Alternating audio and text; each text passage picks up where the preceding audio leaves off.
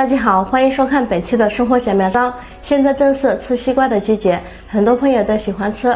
不过，如果西瓜买的太大个了，一次又吃不完，直接放进冰箱的话，很容易滋生细菌。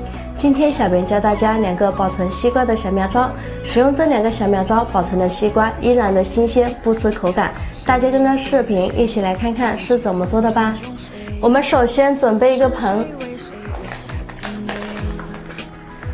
往里面倒入一些食盐，食盐可以杀菌消毒，然后倒入清水，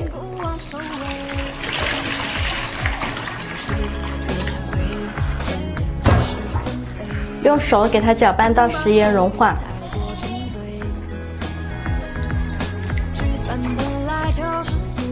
接着我们再用保鲜膜将西瓜的切面给密封好。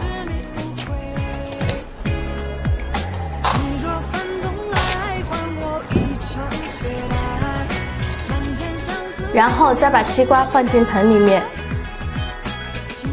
这样保存的西瓜就算放2到3天也很新鲜。我们每天只需要换2到3次水就可以了。如果是这种切开比较小块的西瓜，一次又吃不完，我们将它放进保鲜袋里面，将袋口给密封，再将它放进盐水里面。这样保存的西瓜2到3天也很新鲜。